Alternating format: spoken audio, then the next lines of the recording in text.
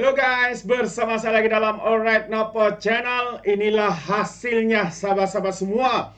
Ya, apabila seorang menteri besar yang tugasnya hanya tukang umum, tukang baca, projek-projek mega, projek-projek besar, seakan-akan mereka lah yang terpaling hebat sahabat-sahabat semua. Tetapi apabila projek itu gagal dilaksanakan, gagal disiapkan, malah tempat itu sudah menjadi sarang tikus dan sebagainya. Pemimpin seperti ini dengan senang membuat alasan-alasan yang menafikan, katanya bukan beliau yang gagal, tapi syarikat itu, syarikat ini yang gagal. Begitu senangnya ya mereka menjadikan ya orang lain sebagai kambing hitam atas kegagalan, atas ketidakupayaan mereka mentadbir, memegang jawatan sebagai menteri besar. Jadi hari ini Menteri Besar tukang baca ini kena balun kau-kau oleh warga maya karena membuat alasan yang sangat-sangat memalukan. Jadi menarik untuk saya bawakan Anda sahabat semua ya berkaitan dengan isu ini. Yang mana dikatakan prestasi Negeri Sembilan, Selangor dipuji selepas MB Kedah jawab projek mega ada kekangan. Itu dia antara perkara yang panas ya untuk saya kongsikan bersama dengan Anda. Kenapa orang lain boleh, kenapa mereka tidak boleh? Dan apabila gagal sahabat semua, mereka pula menyalahkan orang lain. Jadi inilah antara sikap yang tidak bertanggung jawab ya daripada pemimpin, apatah lagi pemimpin ataupun menteri besar ini daripada sebuah parti yang digelar sebagai parti Islam se-Malaysia. Kononnya bertanggung jawab dan sebagainya. Tapi apa yang berlaku? Mereka hanya menyalahkan orang lain atas kegagalan pentadbiran mereka. Jadi prestasi Negeri Sembilan dan Selangor dalam menarik pelabur berimpak tinggi meraih pujian dan dianggap tidak banyak sembang berbanding Kedah yang diterajui oleh Sanusi.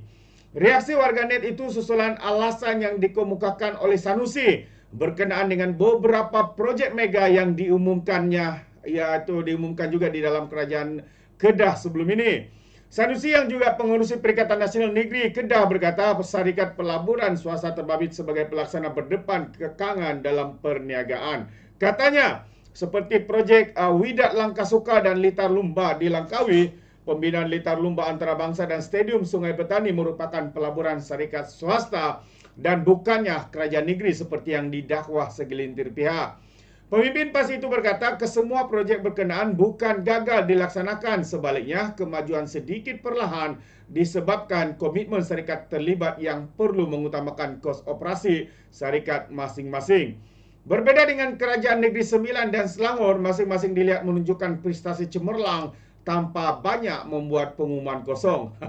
Itu yang terbaik. Jadi, saya ingin ulas sedikit sahabat semua. Sanusi cakap projek-projek mega yang diumumkan itu bukannya daripada kerajaan negeri. Jadi apabila beliau membuat kenyataan seperti ini sebenarnya menunjukkan lagi kegagalan yang terpaling besar. Maksudnya kerajaan negeri di bawah pentadbiran Parti PAS ini tidak membuat sebarang perkembangan pembangunan di dalam kerajaan di negeri Kedah ini sahabat-sahabat semua. Jadi apa yang mereka lakukan umum itu kononnya itu syarikat ya swasta yang melaksanakannya. Jadi sebenarnya apabila dia membuat pendedahan seperti ini, jelas kerajaan negeri Kedah di bawah pimpinan Parti PAS ini tidak melakukan apa-apa pembangunan, tidak melakukan apa-apa pertumbuhan ya dari ekonomi, pembangunan, projek-projek ya dan sebagainya. Jadi itu adalah satu kegagalan yang ternyata besar ya kepada Parti PAS yang di kerajaan Kedah ya yang dipimpin oleh pemimpin daripada Parti PAS ini. Jadi di Negeri Sembilan, Dutch Lady Milk Industry berhak membuka pusat pembuatan berteknologi tinggi bernilai RM 540 juta dengan matlamat utama untuk meningkatkan kemahiran inovasi dan kecakapan serta memacu kemampanan dalam industri tenusu Malaysia. Jadi kita boleh lihat adakah Das Lady di Negeri Sembilan ini adalah daripada kerajaan. Ya, sebahagian projek-projek itu memang daripada kerajaan negeri.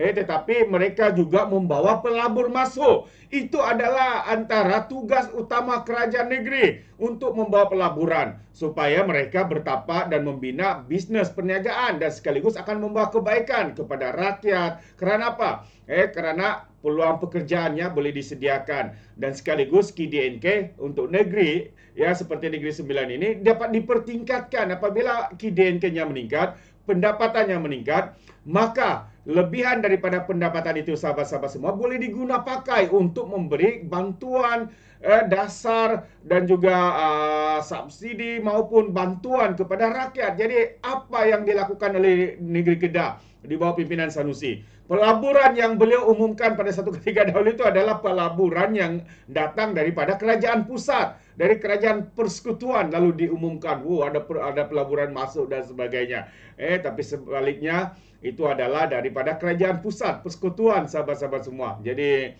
ya inilah ya, mereka hanya pandai menumpang lepas itu umum dan sebagainya.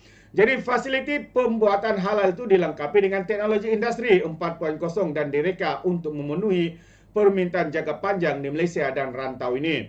Pelaburan besar di LMI di Bandar Instek itu dijangka meningkatkan daya saing Negeri Sembilan sebagai dinasti pelaburan baru serta dalam masa yang sama memberi manfaat kepada ekonomi tempatan. Itu yang saya katakan sahabat-sahabat semua.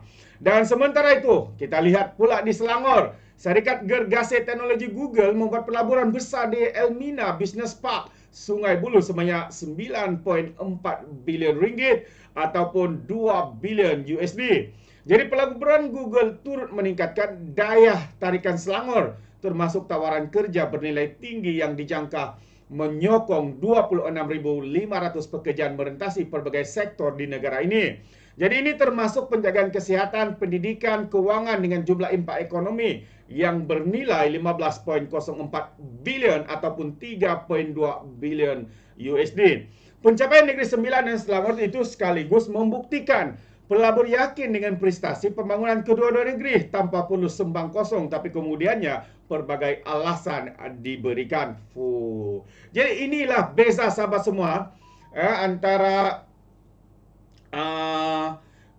pemimpin yang berkaliber dibandingkan dengan pemimpin yang hanya pandai cakap kosong.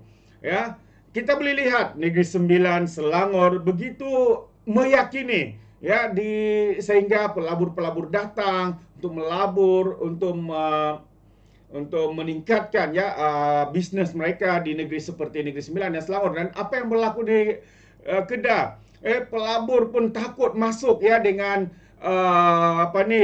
dengan keupayaan yang ada kepada menteri besar seperti MB Lato-Lato ini yang hanya pandai bercakap kosong, yang hanya pandai umum ini, projek mega ini, tapi tidak ada satu pun yang boleh dilaksanakan. Ya, jadi ini yang kita boleh nampak betapa besarnya kemaluan, betapa besarnya ya perkara yang memalukan sehingga warganet rakyat Malaysia membalun ya MB Lato-Lato ini yang memberikan alasan untuk menutupi kegagalan mereka. Dalam masa itu sahabat semua, sebelum saya akhiri dalam masa singkat ini, saya juga ingin berkongsi dengan anda ya Menteri Besar Pahang ya, tapi ini adalah satu mungkin berita yang mengejutkan ya apabila dikatakan Menteri Besar Pahang terima rawatan di IGN mulai esok hari ini. Esko Negeri pesan sesuatu kepada masyarakat. Jadi kita mengharapkan ya Menteri Besar Pahang ini ya yang dimasukkan di IGN untuk menjalani rawatan di Institut Jantung Negara Kuala Lumpur mulai esok hari ini ke satu tarikh yang akan ditentukan. Beliau memaklumkan perkara tersebut menerusi satu kenyataan Facebook rasminya hari ini. Di kesempatan ini saya memohon kemaafan andai ada sebarang kesilapan atau kekilafan sama ada pertuturan atau perbuatan saya selama ini, katanya. Saya juga mohon doa agar rawatan ini berjalan dengan lancar dan dipermudahkan, alat tulis beliau. Jadi memetik laporan harian Metro, Esko Pahang Datuk Seri Muhammad Safi Abdul Razak meminta semua pihak bertenang dan tidak membuat sebarang spekulasi mengenai tahap kesihatan ahli Dewan Undangan Negeri Adun Jela itu. Katanya semua pihak khususnya rakyat negeri itu tanpa mengira lapisan masyarakat berbeza pandangan dan faham politik hanya perlu mendoakan yang terbaik buat YB Wan Rosdin. Jadi semua orang tahu Datuk Seri Wan Rosli tidak ada masa untuk berehat kerana jadual hariannya begitu padat setiap hari dan ia sedikit sebanyak memberi kesan kepada kesihatannya. Jadi jangan spekulasi mengenai tahap kesihatan Datuk Seri Wan Rosli kerana ada masanya kita sakit katanya. Apa yang perlu dilakukan? Marilah kita sama-sama berdoa dan insya-Allah Datuk Seri Wan Rosli dapat menjalani rawatan serta dikurniakan dan diberikan kesembuhan segera katanya.